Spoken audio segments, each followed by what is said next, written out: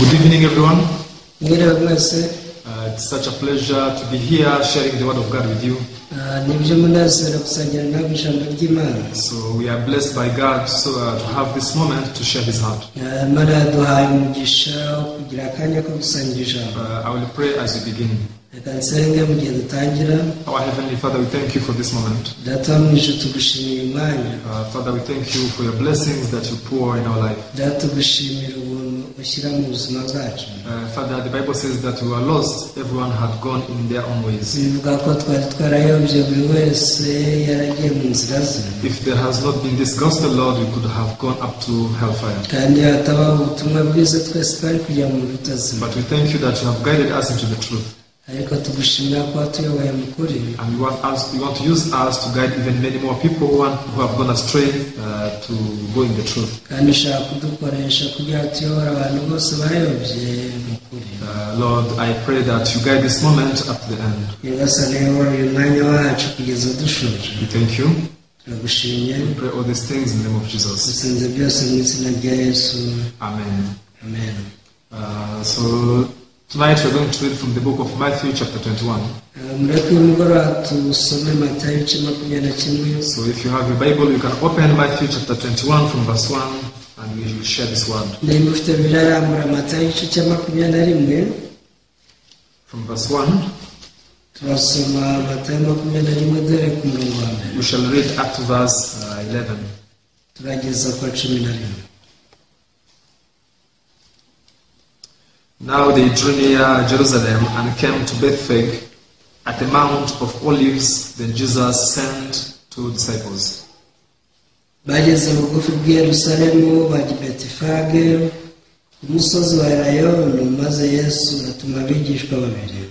Saying to them, go into the village opposite you, and immediately you will find a donkey tied and a colt with her. Loose them and bring them to me. Arababwira ati mujye mu kirorero kiri imbere, uwo mwanya muri bubone indogobe zirikanye n'iyayo, muziziture muzinzanire. And if anyone says anything to you, you shall say, the Lord has need of them, and immediately he will send them. Ariko ntihagira umuntu ubabaza ijambo, mubwire muti databuja niwe uzishaka, maze arahira ko azibahe. All this was done that it might be fulfilled which was spoken by the prophet, saying, Ibyabereyeho kugira ngo ibyavuzwe n'umuhanuzi bisohore ngo, tell the daughter of Zion, behold, your king is coming to you, lowly and sitting on a donkey, a colt, the foal of a donkey. ubwire umukobwa w'i Siyoni muti dore umwami waje aho uri, ari uw'ineza, ahetswe n'indogobe n'icyana cy'indogobe. So the disciples went and did as Jesus commanded them. Abigishwa baragenda bakora nk'uko Yesu yabategetse. They brought the donkey and the colt, laid their clothes on them, and set him on them. Bazana indogobe n'icyana n'iyayo, baziteguraho imyenda yabo, ayicaraho. And a very great multitude spread their clothes on the road. Others cut down branches from the trees and spread them on the road. Haza rubanda rwinshi, abenshi muri bo basasa imyenda yabo mu nzira, abandi baca amashami y'ibiti bayasasa mu nzira. Then the multitudes who went before and those who followed cried out, saying, Hosanna, the son of David, blessed is he who comes in the name of the Lord, Hosanna in the highest. Itara ry'abantu bamushagaye bararangura bati Hosiyana mwene Dawidi, hahirwa mu izina ry'Uwiteka, Hosiyana hasumba hose. And when he had come into Jerusalem, all the city was moved, saying, who is this? Ageze i Yerusalemu, ab'umurwa bose barashika, barabaza bati buriya ninde? So the multitude said, this is Jesus, the prophet from Nazareth of Galilee. Barabasubiza bati ni umuhanuzi Yesu w'i Nazareti y'i Galilaya. Yeah, thank you very much. You have read up to verse 11. Murakoze dusomye kugera ku murongo wa 11. So there was a time, true joy came to my life. Hari igihe ibyishimo by'ukuri byaje mu buzima bwanjye. That is when I discovered that all of my sins are forgiven by the blood of Jesus. Ibyo byabaye igihe natahuraga ko ibyaha byanjye byose byababariwe n'amaraso ya Yesu. So before then, I did not have the everlasting joy in my Mbere heart. yaho sinari mfite ibyishimo bihora mu mutima wanjye.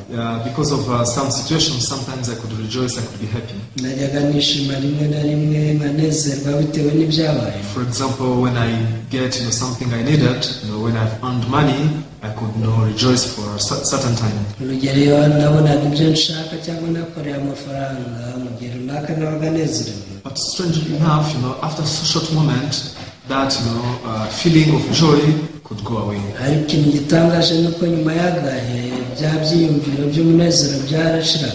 Although I could rejoice like 2 hours ago, but after that, once again I could fall into sadness. nashobora kwishima amasaha abiri yashira nkongera nkagwa mu bwihebe.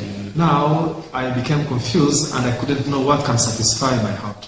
naje kugwa mu rujijo nyoberwa icyanyura umutima wanjye. Why is it that I don't stay with joy continuously? abantu se kuki nagumana ibyishimo iteka. Now, especially whenever I check my heart. mwareka iyo ndebye mu mutima wanjye. Now, as a Christian, I knew very well that once I die with sin, I will perish forever. n'abantu nk'umukristo ndabizi neza yuko ndamutse mfuye mfite icyaha umutima wanjye narimbuka. Now, that knowledge could hinder any kind of joy and content in my heart. kumenya ibi ngibi byatumaga umunezero n'ibyishimo byose umutima wanjye bishira. So now there is something very important God wants people to realize. hari ikintu cy'ingenzi Imana ishaka ko abantu bamenya. All human beings who have this heart, abantu bose bafite umutima, unless our hearts are filled with the things of God, baramutse imitima yabo atujijwe biva ku Mana, nothing can satisfy our life. nta kintu na kimwe cyanyura ubuzima bwabo. And now where there is no satisfaction, ahatari kunyurwa kandi there can't be true joy and true happiness. nta byishimo na n'umunezero by'ukuri biharangwa. Now this is why God created our heart. niyo mpamvu Imana yaremye imitima yacu. When you read the Bible clearly in the book of Genesis, iyo usomye birawitonza mu gitabo cy'itangiriro, especially Genesis chapter 2 and verse 17.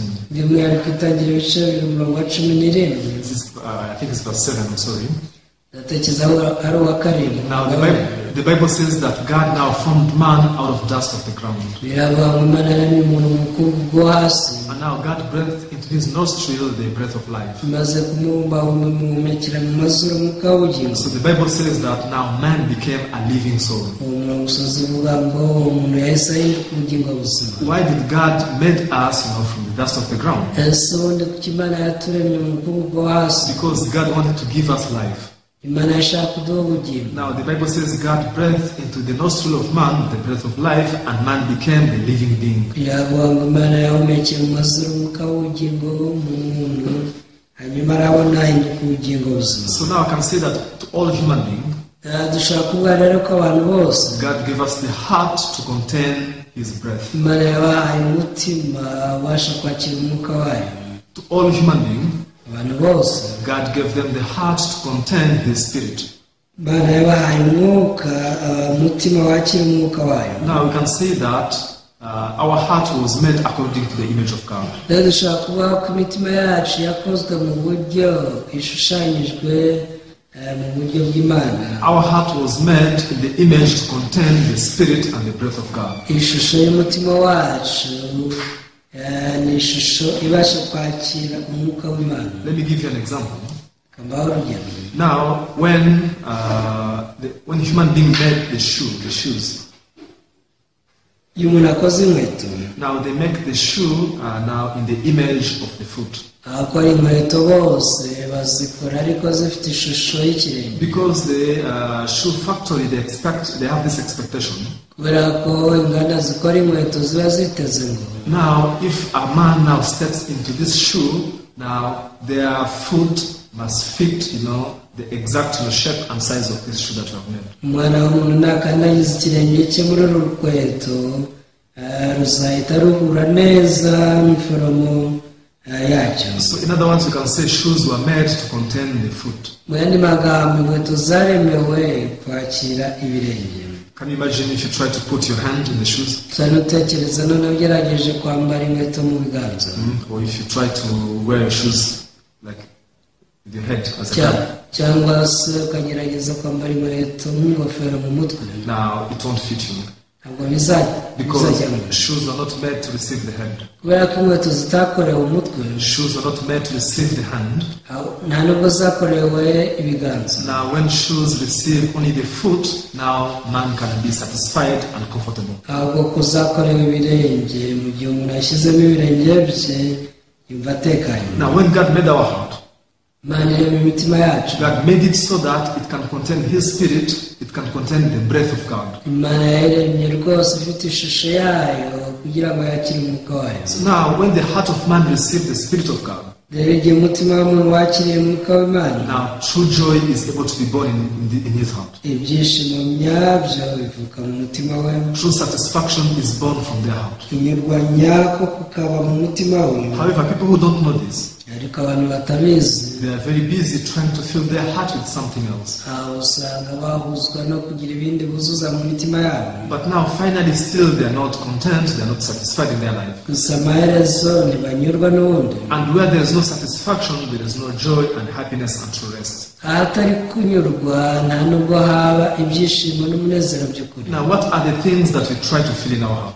none ni biki tugerageza kuzuza mu mitima yacu? The first thing is money or the wealth of this world, icya mbere ni ubutunzi bw'iyi si, honor from this world, icyubahiro cyo mu isi, and also many other things like the lust of the flesh, material things, such kind of things. n'ibindi byose, irari ry'umubiri ndetse kurarikira ibifatika. However much we try to fill those things in our heart, kugerageza kuzuza ibyo bintu byose mu mutima wawe, because they are not meant to fit in our heart. kubera ko bitakozwe bikorewe umutima, Human, they are not satisfied. usanga umuntu atanyurwa nabyo. How much money can you earn for you to be satisfied? ese ukeneye gukora amafaranga angana iki ngo wumve unyuzwe? If you have $1 billion, do you think you will be satisfied? ese uramutse ugeze miliyari y'amadolari utekereza ko wanyurwa? I don't think so. siko There mbitekereza. are many billionaires, there are many superstars who commit suicide, owning a lot of money and a lot of wealth of this world. hari abamiliyoneri b'amamiliyari benshi n'ibyamamare byinshi ariko bitajya binyurwa. Finally, they commit suicide. amaherezo usanga biyahuraho Although they have a lot of money, ubwo baba bafite amafaranga menshi, now because they try to fill their heart with something which was not made to be in their heart. kubera ko bagerageza kuzuza imitima yabo itarayigenewe. However, if you feel now the word of God, the Spirit of God in your heart, ariko uramutse wujuje umutima wawe ijambo ry'Imana ariwo mwuka w'Imana, because that is what your heart was made for, kubera ko umutima wawe wakorewe ibyo, you'll be very comfortable. uzatekana. True joy, true happiness will be overflowing in your heart. In Jesus' name. ibyishimo by'ukuri n'umunezero nyawo uzatemba mu mutima wawe. Now, this is what I told you from the beginning. ibi ni byo nababwiye ngitangira. One day, I was able to be connected to the gospel of God. umunsi umwe naje guhuzwa n'ubutumwa bwiza, I realized how all of my sins are forgiven. menya ko ibyaha byanjye byose byababariwe. Now, the Spirit of God could enter in my heart. umwuka w'Imana yahise aza mu mutima wawe. Not that the Spirit of God cannot dwell where there is sin. mwibuke ko ntabwo umwuka wera yatura hari icyaha. Before my sins were forgiven, the Spirit of God could not dwell with me. mbere yuko nakira imbabazi z'ibyaha, umwuka wera ntiyashobora kubana nanjye. That's why, although I could be with friends, I could go to the parties, I could earn money, nothing could satisfy me and bring true joy. niyo mpamvu nubwo nabaga ndi kumwe n'inshuti tukagira iminsi mikuru n'ibirori bitandukanye, ariko nta cyashoboraga kunezeza umutima wanjye. Yeah, at the moment of enjoying my flesh, I could feel this kind of happiness. mu gihe cy'ibinezeza by'umubiri numvaga nezerewe, But just after 1 or 2 hours, I could feel a great emptiness in my heart. ariko nyuma y'isaha imwe cyangwa abiri numvaga ubusa gusa mu mutima wanjye. Especially whenever I could imagine that God is looking at me. by'umwihariko nibazaga nkibuka Imana kuri kundeba. So I could imagine that God is very angry and God wants to destroy me. najyaga nibwira ngo Imana irandakariye kandi yiteguye kundimbura. Hey, Blaise, why do you commit sin? ati Blaise, kuki ukora ibyaha? Don't you think I'm looking at you? utekereza ko mureba? What if you die now? ese upfuye nona? What if the trumpet sounds now? cyangwa se Imana ivuze nona? Where can you go? wowe wajya he? Whenever my mind could think about those issues, I was terrified so much. igihe cyose umutima wanjye watekereza ku ibyo nagiraga ubwoba bwinshi. Now, regardless of the good situations or how much wealth I have, I couldn't be happy. However, I lived with great fear. rero tutitaye ku butunzi n'ibindi byose nabaga mfite nabanaga n'ubwoba bukomeye. However, when I met this gospel, nyamara ubwo nahoraga n'ubutumwa bwiza, when I met the word of God, ubwo nahoraga n'ijambo ry'Imana, I realized how now the wall of sin between me and God was pushed away. naje gutahura ku rukuta rw'icyaha bari hagati yanjye n'Imana rwakuweho. I discovered how the blood of Jesus was shed so that all of my sins can be taken away. naje gutahura ko amaraso ya Yesu yose yamenetse kugira ngo yite ku kibazo cy'ibyaha byanjye. So from that moment on, kuva icyo gihe I never tried to rejoice. sinongeye kugerageza kwishima, I never tried to be satisfied. sinongeye kugerageza kunyurwa. Unceasing joy and satisfaction kept overflowing in my heart continuously. ntabwo ibyishimo no kunyurwa bihoraho byakomeje gutema mu mutima wawe. Now what I'm speaking to you is a true and living experience. ibyo ndi kubabwira ni ukuri kandi n'ubuzima. Now to whoever I speak to, uwo mbwiye wese I tell them that I'm a righteous person. mubwira ko ngenda umukiranutsi, Now I can go to heaven at any time. mubwira ko igihe icyo ari cyo cyose najya mu ijuru. By the works of Jesus, I have become the Son of God. kubera imirimo ya Yesu nabaye umwana w'Imana. So the Son of God cannot lack anything. umwana w'Imana ntacyo ashobora kubura. So I have everything, mfite byose starting from the everlasting life. uhereye ku bugingo buhoraho. Normally I couldn't dare speaking like this. mbere sinashobora gutinyuka kuvuga ibi, However, the word of God which I met ariko ijambo ry'Imana nahuye naryo changed my heart. ryahinduye umutima It wanjye, changed the way of speaking. ryahinduye n'imivugire yanjye. And now unceasing hope is keep arising from my heart. ibyiringiro bidashira nibyo bikomeza kuzamuka mu mutima wanjye. There is nothing joyful than having hope in your heart. nta kintu kinezeza nko kugira ibyiringiro mu mutima, Even if you're in the midst of troubles and difficulties. kuko nubwo waba uri mu kaga n'amakuba menshi, If you have hope that in the future you'll be okay. uramutse uzi neza ko bizagenda neza mu gihe kizaza. If you have hope that you can overcome everything, igihe ufite ibyiringiro by'uko ibyo byose uzabirenga neza, then you are the most joyful person.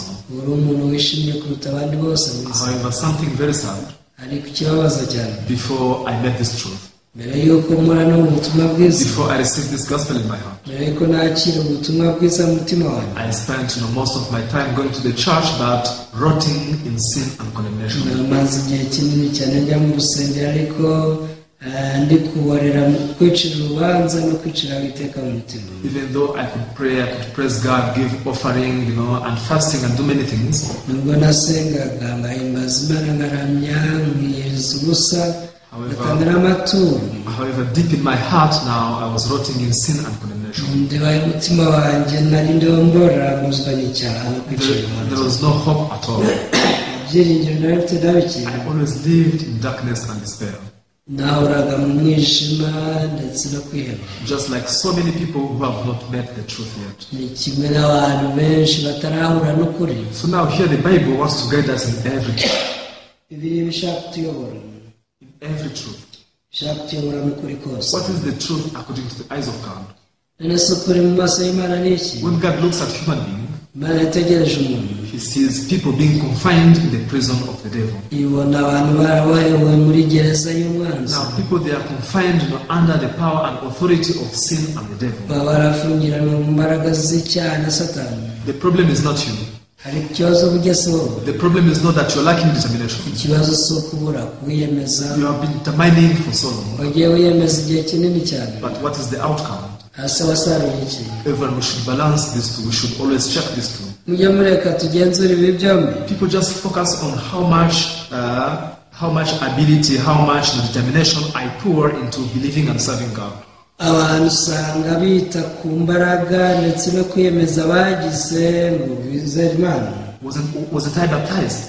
abase ko nabatijwe, Don't I sing in the choir? ko ndirimba no muri korali, Don't I attend service every Sunday? ko buri cyumweru njya mu materaniro. Yes, you are pouring so much effort to believe and serve God. nibyo ku mutima wawe wose ngo wizere Imana kandi uyikorere, But please don't focus only on that. ariko ndakunyuze ntukite kuri ibyo gusa. Check what is the outcome of it. tugenzura n'umusaruro byakuzanye. By living such kind of a life, nubaho ubwo buzima, what results did you get? ese mu kubaho gutyo byakunguye iki? Are you righteous before God?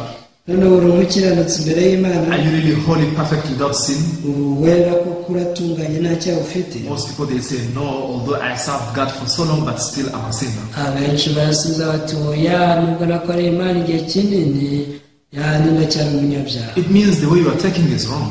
uze ko inzira wahisemo ipfuye. Now, what God wants to teach us is, icyo Imana ishaka kutwigisha even though you go to the church, nuko nubwo ujya mu rusengero, even though you pray so hard, nubwo usenga cyane, although you try to live a godly life, nubwo ugerageza kubaho ubuzima bwo kubaha Imana, as long as you have sin in your heart, igihe cyose ufite icyaha mu mutima wawe, you are confined now in the prison of the devil. uri umuntu rwose wafungiranwe muri gereza ya Satani. Sin is ruling over your heart. icyaha kiyoboye umutima wawe. God wants you to realize this. Imana ishaka ko utahurira. Actually, I'm bound, both my hand and my legs, I'm bound by sin. ukavuga uti ni ukuri amaboko yanjye n'amaguru byabujwe n'icyaha. Now, I cannot be free from sin by myself. umuntu utabasha kubohoka icyaha. Sin always drags my heart. icyaha gishora umutima wanjye iteka. Sin drags my heart to do evil things. icyaha gishora umutima wanjye mu nkora mabi. I try to be free from it. ngerageza kukibohoka. I try to fight it so that I can stay sinless. ngerageza kukirwanya mu mbeho n'umuntu udakora icyaha. But I have failed. ariko dore byarananiye. So I'm a prisoner of sin. rero ni imfungwa y'icyaha. The Bible uses the term to say that I'm a slave to sin. biravuga ngo twaguriwe gutegekwa n'icyaha. This is the true image, this is the reality of what God sees when He looks at us. rero uku ni ukuri kw'ibyo Imana ibona igihe cyose twitegereje. Therefore, you need someone else who is more powerful than sin, than the devil. rero ukeneye undi ukomeye ufite imbaraga ziruta iz'icyaha. Who is that? none se uwo ni nde? That is Jesus Christ. uwo ni Yesu Kristo. Jesus Christ now is our Savior. Yesu Kristo niwe mukiza wacu. He came to rescue us from that prison where we are confined by the devil. yaje kutubohora gereza twari dufungiranwamo. I want to read one scripture kansaba mu cyanditswe kimwe. in the book of Acts chapter 10. ibyakozwe no mu gice cy'icumi. Now Acts chapter 10 verse 38 speaks this very openly. byakozwe no mu gice cya 18 havuga ibihereye. So if you are there, we will read. nimba mwageze reka dusome. Yes, Acts chapter 10 verse 38. byakozwe no mu gice 10 umurongo wa 38. How God anointed Jesus of Nazareth with the Holy Spirit and with power, who went about doing good and healing all who were oppressed by the devil, for God was with him. ni ibya Yesu w'i Nazareti, uko Imana yamusutseho umwuka wera n'imbaraga, akagenda agirira abantu neza, agakiza aho Satani atwaza igitugu, uko Imana yari iri kumwe nawe. Now, I remember when I was young, I used to enjoy the movies talking about the war. nibuka nkiri umwana najyaga nkunda filime z'intambara. Especially there are many movies released about the war of Americans and Vietnam. by'umwihariko hari amafilime yakozwe ku ntambara y'abanyamerika n'abavietnam. Now, in the movie, when a group of army is attacking one, like a soldier's barrack of Vietnamese, muri filime iyo itsinda ry'abasirikare b'abanyamerika babaga bataka ibirindiro by'abo muri Vietnam. now they could fight to the point that now they were powerless. bajyaga barwana kugeza aho intege zibashiranye. And now those who remained, now they were taken under captive, and now they were kept in one encampment. icyo gihe abasigaye bajyaga batwaraho ubunyago bakabafungirana mu nkambi zabo. Now the theme of the movie, it is to show American soldiers as heroes. rero icyo izi filime zabaga zigendere ni ukwerekana ko abanyamerika ari intwari mu kurwana. Now some very few soldiers, like 3, 2, or sometimes even 1, could attack to rescue their soldiers who are taken captive. wasangaga umusirikare umwe, babiri, batatu bajya gutera kugira ngo babohore bagenzi babo bafashwe mu gihugu. However, in order to rescue those who are taken captive, now these soldiers had to be specialists, very strong, like very strong soldiers who are really capable to defeat the enemy. kugira ngo rero babohore izi mfungwa bagomba kuba ari abasirikare b'umwihariko bihariye badasanzwe bashoboye kuba barwana urugamba koko. They are called special forces. babita ingabo zidasanzwe. If they are not stronger than the enemy, baramutse badafite imbaraga ziruta iz'umwanzi, they cannot rescue now their colleagues. ntibabasha rwose kubohora bagenzi babo. To be able to rescue their colleagues, they should be stronger than those who are confining their colleagues. kugira ngo babohore bagenzi babo nuko barusha imbaraga aba barabafunze. That is the same thing to our salvation. Ibyo rero ni kimwe na roho zacu cyangwa n'agakiza kacu. How does the Bible say in Acts chapter 10 verse 38? None byakozwe no mu 13:8. Now God wants to introduce Jesus to us Imana yashatse kutumenyesha Yesu as the one who should fight for us and now rescue us from the prison of the devil. ko ari we ushaka kuturwanira kandi akatubohora muri gereza ya Satani. Now here in Acts chapter 10 verse 38, Mu byakozwe no mu 13:8. how God anointed Jesus of Nazareth with the Holy Spirit and with power. Avuga uburyo Imana yasutse umwuka wera kuri Yesu Kristo n'imbaraga. Now God gave him his power. Imana yamuhaye imbaraga zayo. Because now with the power of God, now Jesus is able to defeat the devil. Hamwe n'imbaraga z'Imana Yesu yabashije kunesha Satani. What about us with our own power? Ariko se mu mbaraga zacu twe byagenda gute? Our diligence, Kwiyemeza kwacu cyangwa umurava, our commitment ibyo twiyemeje cannot break us free from the confinement of the devil. ibi byose ntabwo byabasha kutubohora mu gufungwa na Satani. However, Jesus who came with the power of God, Ariko Yesu waje n'imbaraga z'Imana. even Satan cannot resist him. Satani ntabwo ashobora kumuhagarara imbere. The power of darkness, sin cannot resist Jesus. Imbaraga z'umwijima ntizishobora guhagarara imbere ya Yesu. Now, true faith of God, Kwizera nyako twizera Imana it is that we have got victory through Jesus Christ. ni ukwizera ko kuba ngo twanesheje binyuze muri Yesu It Kristo. is not to triumph with my own determination. Ntabwo ari ukunesha guturuka mu kwiyemeza. Now, after receiving the power of God, Maze kwakira imbaraga z'Imana. the Bible says that we went about doing good and healing all who were oppressed by the devil.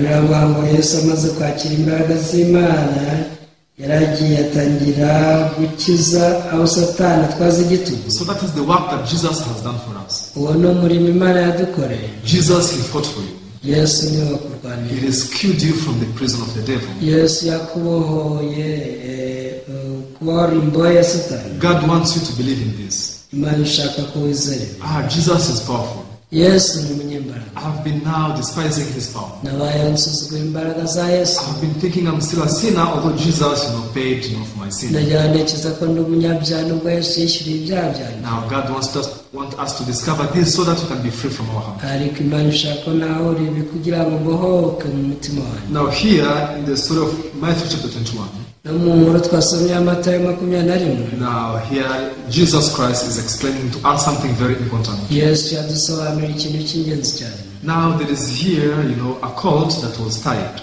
Ahangaha hari ikintu cy'indogobe cyari kiziritswe. Now, what is a colt? Ese icyana cy'indogobe ni iki? Now this is, an animal that was used, very strong, very difficult work. Iki ni inyamaswa yajyaga ikoreshwa akazi gakomeye. Now this is an image of a slave, of a servant. Iyi ndogobe ni ishusho y'umugaragu w'imbata. Maybe here in our community we are not very familiar, with colt. Umuryango wacu mugari ntabwo tumenyereye iby'indogobe. But in other countries where they have, colt, they are used to carry very heavy, loads, very heavy baggage. Mu bihugu byorora indogobe n'ibyana byazo ni inyamaswa ziba zimenyereye kwikorera imizigo n'imitwaro. And now they travel very long journey. Kandi zikagenda urugendo rurerure. Carrying, sacks and sacks of food. Zikoreye imitwaro y'ibyo kurya. Carrying, firewood. Zikoreye inkwi. Carrying, so many things. Zikoreye ibintu byinshi. They never take a rest. Ntabwo zijya ziruhuka. In our proverb, mu mugani duca, we have a proverb, saying that someone is working as a colt. Tugira umugani uvuga ko umuntu akora n'indogobe. Which means now they work, very, tiresome work. Uzenga bakora butaruhuka. And now many times they are beaten. Rimwe na rimwe ziranakubitwa. Should keep walking. Komeza ugende. Why do you stop? Kuki uhagaze? Now they do very, hard work. Usanga zikora akazi karaziremereye. And they are beaten so much. Zikanakubitwa cyane. That is the symbol, the image of a slave. Iyi ni ishusho rero y'umugaragu w'imbata. And not only that, sibyo gusa, according to the law of God, ugendeye ku mategeko y'Imana, now this was an unclean animal. iyi nyamaswa yitwaga izira cyangwa yanduye. Now all day long it was tied down by a rope. Umunsi wose dore yari iboshye ku kiziriko. because it used to work under the commandment of his master. ko yajyaga igenda ari uko shebuja itegetse. Then what happened? Jesus Christ, commanded. hasi ubwo yesu yategekaga byagenze gute? Now Jesus spoke to his disciples. You can read here verse 2. musome umurongo wa kabiri. Saying to them, go into the village opposite you, and immediately you will find a donkey tied and a colt with her. Loose them and bring them to me. arababwira ati mujye mu kirorero kiri imbere, umwanya muri bubone indogobe izirikanye n'iyayo muziziture muzinzanire. So now I've already explained to you what is a donkey, what is the use of a colt. unabasobanuriye indogobe n'icyana cy'indogobe ibyo zikoreshwa. Now this is a slave. iyi ni imbata. It used to work always for his master. buri gihe yakoreraga shebuja wenyine. But then when Jesus came here in Bethphage, ariko yesu ageze i betifage, now Jesus he commanded his disciples, yesu yategetse abigishwa be, go and untie it. aravuga ati mugende muyibohore, You go and lose it. muyibohore I'm in need of it. kubera ko ndayikeneye. When I think about this story, nekeje ku iyi nkuru, I remembered how I also received salvation. nibuka uburyo nanjye nakiriye agakiza. Surely Jesus sent his servants to me. ni ukuri yesu yanyohereje abagaragu biwe. I was a person who was tied down. nari umuntu uboshywe. I was tied down, in the confinement of my old master. nari ndi ku kiziriko naziritswe na databuja wa kera. As read in Acts chapter 10, I was under the oppression of Satan. nk'uko twasomye mu byakozwe n'intumwa, nari ndi mu kagozi ka satani. But then Jesus Christ sent his servant, ariko yesu kirisito yohereje abagaragu be, and he said, you go and lose him, aravuga ati mugende mumuziture for I'm in need of him. kubera ko ndamukeneye. Now, how did they lose me? ese bambohoye bate? By preaching the gospel. bambwirije ubutumwa All bwiza, of your sins are forgiven. barambwira uburyo ibyaha byanjye byose byababariwe, Now you are righteous. barambwira uburyo ndi umukiranutsi, No longer condemn yourself. ntuzongere kwiciraho iteka, You are the Son of God. uri umwana w'imana, God is ready to receive you. imana yiteguye kwakira. Our Master has sent us to call you and take you to Him. rwose databuja niwe wadutumye ngo tuguhamagare tumugushyikirize. Our Master is in need of you. databuja aragushaka. From now on, you do not belong to your old master. guhera rwose ntabwo ukiri uwa shobuja wa kera. Even though I was tied down under sin, under Satan, my former master. nubwo rero nari nyiboshywe mu bubata bwa kera bwa satani, But the commandment of Jesus, ariko itegeko rya yesu, that is the gospel, ni ukuvuga ubutumwa bwiza, was very powerful, more stronger than the oppression of my former master. ryaje rikomeye kuruta ububata bwa databuja wa kera. So it defeated all the chains of sin and condemnation. izi mbaraga zanesheje iminyururu yose y'icyaha yari imboshye. Now I became free from sin. uko niko nabotse icyaha, I could come out from the prison of the devil. nasohotse muri gereza ya satani, Now I could be used by my master. ntangira gukoreshwa na databuja mushya. Now we can read here, verse 3. umurongo wa gatatu. And if anyone says anything to you, you shall say, the Lord has need of them, and immediately he will send them. ariko nihagira umuntu ubabaza ijambo, mubwire muti databuja niwe uzishaka, maze arahera ko azibahera. Now, here you can see the will of God or the will of Jesus. hano turahabona ubushake bwa yesu. Why did Jesus save us from our sin? ese kuki yesu yadukije ibyaha byacu? Because he is in need of us. nuko yari adukeneye. Jesus, he wants to use us. yesu yaradushaka ngo adukoreshe. You remember that this colt and this donkey, according to the Bible, they are considered as unclean animals. mwibuke ko indogobe n'icyana cyayo byose byafatwaga nk'inyamaswa zizira. They have no condition to meet Jesus. rwose ntabwo zazemerewe no guhura na yesu. We were sinners. natwe twari abanyabyaha, We were cursed people who had no condition to meet God. twari ibipfume bidafite ikisabwa ngo twegere imana. However, by the commandment of God, ariko ubwo yesu yategekaga, by this word of the gospel, ubwo iri jambo ry'ubutumwa bwiza ryatuzagaho, we were cleansed and we were qualified to meet Jesus. byaratwejeje duhindura abo guhura na yesu. Now Jesus wrote on them as he was entering into Jerusalem. yesu rero ubwo yinjiraga i yerusalemu, Now he wrote on them. yayuriye izi ndogobe. And now they received a lot of glories and chanting from people. Uku niko indogobe yakiriye icyubahiro gikomeye cyane. Now that donkey now was walking on a red carpet. Iyi ndogobe yari yindanye twagizira yatangiye gutembera ku itapi itukura. Because he was carrying Jesus on his back. Kubera ko yari yetse Yesu ku mugongo. By himself, he was not allowed to enter into Jerusalem. Because unclean animals are not allowed to enter into the holy city of Jerusalem. But how can unclean animal be able to enter into a holy city when he is carrying Jesus? As we are carrying Jesus in our heart, we are more than possible to enter into the holy city that is the kingdom of heaven.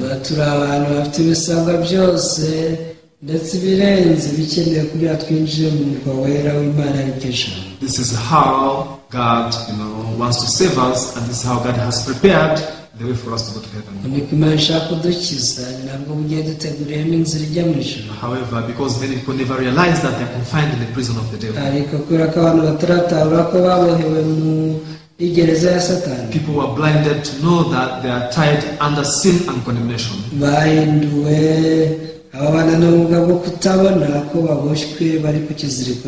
So they could not meet Jesus, truly. Therefore, so they could not get the righteousness and the holiness of Jesus. Loving followers, I really hope that you empty your heart. You realize your true position. When God is looking at you, how does he see you? All human beings have become sinners. All of them, they are under the dominion of the devil. You cannot save yourself. Your determinations, your works are not perfect enough to save you from your sin.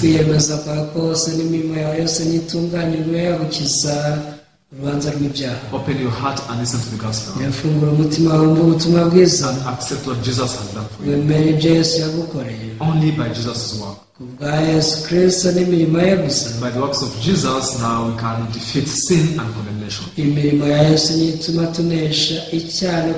And after becoming one with Jesus, we are able to enter into the most holy city. That is the kingdom of heaven.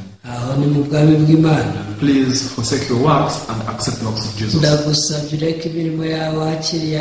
Forsake your own righteousness and receive the righteousness of Jesus. So in this way, God will be more than happy to receive you. I really thank you so much for following tonight.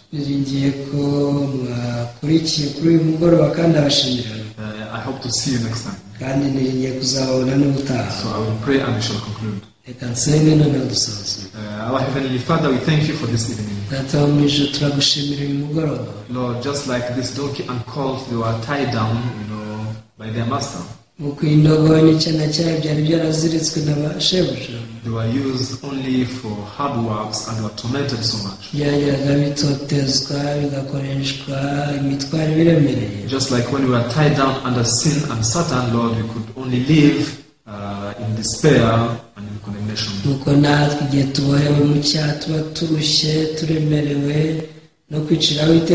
were the slaves of sin. But by the gospel, by your word,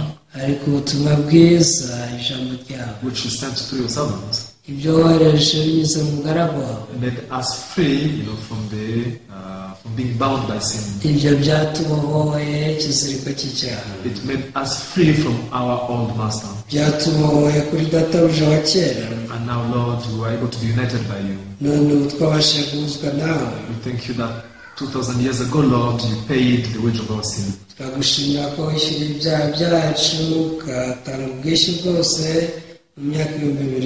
today the Bible is testifying in many places that we have been sanctified, we have been made holy and righteous.